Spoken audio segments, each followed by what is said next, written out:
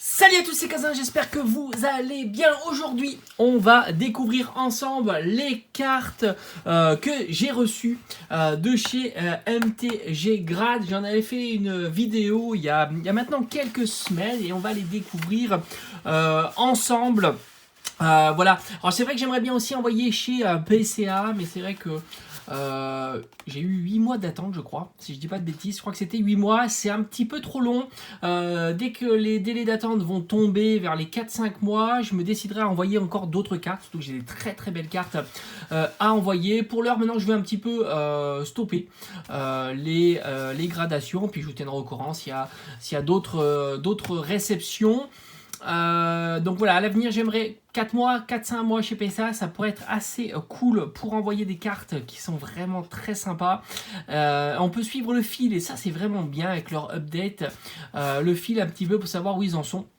Donc je regarderai régulièrement pour voir si les délais se raccourcissent. Pour l'heure, on va s'ouvrir ça tranquillou ensemble et on va découvrir les cartes qu'il y a à l'intérieur que j'ai envoyé. Donc on est sur MTG Grad. On peut savoir tout de suite si on a un 10 ou pas avec la couleur tout simplement de l'étiquette. Donc c'est vrai qu'il y a moins de surprises, ça c'est un petit peu... Alors au début je me suis dit c'est top d'avoir les couleurs, mais c'est vrai qu'en même temps quand on découvre on a moins la surprise. Voilà, c'est un petit peu le bémol de la version argent ou doré. Alors il y a un petit peu tout, un petit mélange de toutes les cartes, on va découvrir ça ensemble et c'est vrai qu'il y avait un objectif aussi, c'est de tester un peu des cartes qui n'étaient pas, on va dire, neuves.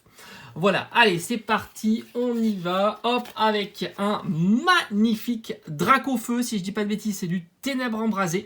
Donc très très belle carte. Je crois que j'en avais eu deux. Donc je vois déjà qu'il y a un défaut de centrage qui est assez fort, assez prononcé. On va voir ça ensemble. Il y a un petit point ici.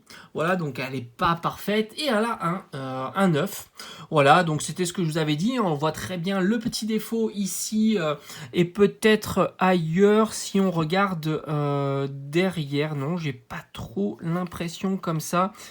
S'il y a d'autres petits points, mais enfin en tous les cas c'est vrai que le centrage est bien dégueu sur ce côté là, c'est ce qui lui vaut son petit 9. Allez, on continue, très belle carte, moi je suis très content.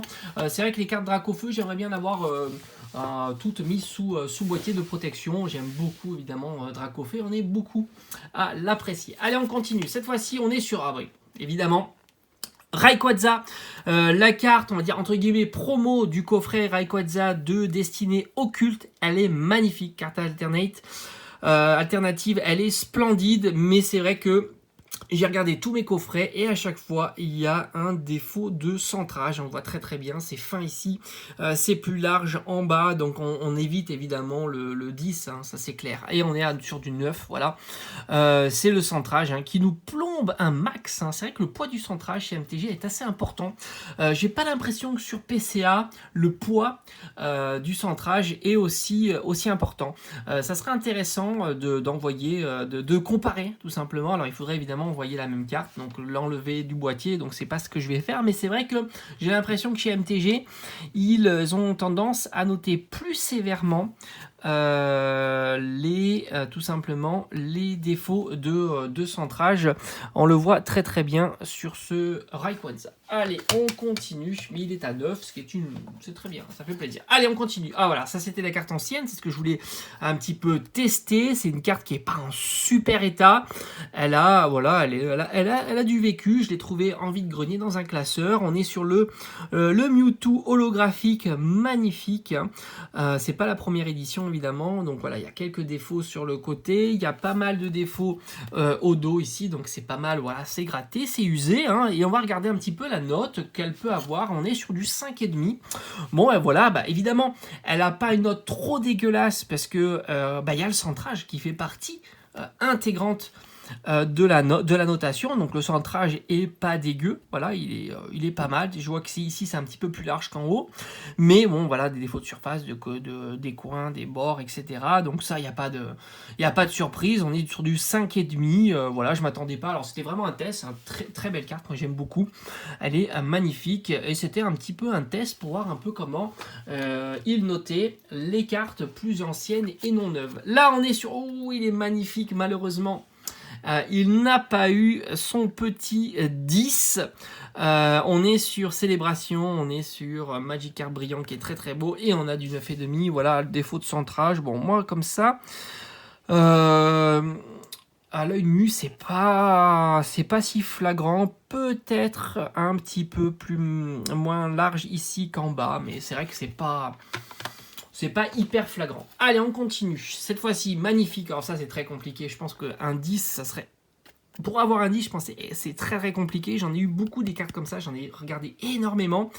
Elles ont toutes des défauts. Voilà. Et voilà, on est sur du 9 classique. Centrage, oui, ici, hein, c'est bien plus fin que là. On est 8. Les centrages, ils nous défoncent quand même. Les centrages, c'est vrai que le centrage, on a souvent de mauvaises notes. Mais bon, je m'y attendais un petit peu. Le défaut de centrage sur les cartes promo, il y en a énormément. Ah, le Pikachu volant. Alors là, c'est pareil, j'ai sélectionné à mort et visiblement, on n'aura pas le 10. C'était un petit peu l'objectif sur ces cartes-là, parce que j'en ai beaucoup. Évidemment, on a un taux qui est très élevé. Pikachu volant, elle est magnifique, très très belle. On a visiblement des petits défauts de surface. Alors là, où ils sont, j'en ai absolument aucune idée où ils ont trouvé des défauts de surface. Mais bon, voilà, c'est comme ça, ça arrive. On est sur du 9,5 qui est quand même une très très bonne note. Et là, hop, regardez, voilà, la petite étiquette du 10, ça fait plaisir. Et on est sur Reshiram, de Célébration. Alors celle-ci, franchement, pour voir les défauts avec cet effet pailleté, c'est pas évident. En plus, l'étiquette est bien propre, bien découpée, parce que c'est pas toujours le cas. De temps en temps, elle est pas très bien découpée. Il devrait faire ça plus proprement. Mais sinon, ça reste cool. On a sur le 10, ça fait plaisir. Premier 10.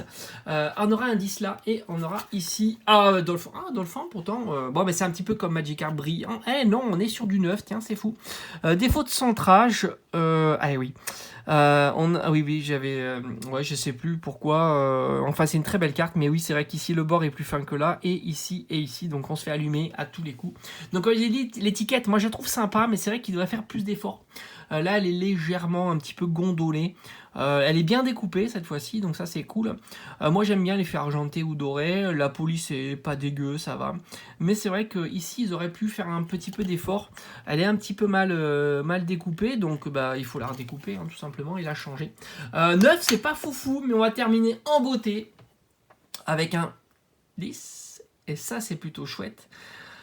Alors on y va, on va découvrir ça ensemble. Et c'est, le Pikachu Surfer, cette fois-ci, il est en 10. Là aussi, j'en ai sélectionné énormément. Enfin, j'en ai pas sélectionné énormément. J'en ai regardé, je les ai toutes regardées, tout simplement. Cette fois-ci, celle-ci, elle a le 10, et c'est plutôt cool. Écoutez, des bonnes notes, ça fait vraiment plaisir. Moi, j'aime bien, en tous les cas, ces boîtiers-là. Et c'est vrai que j'aime bien... Alors, j'aime bien aussi PCA. Le bémol de PCA, pour l'instant, c'est la durée. C'est vraiment trop long.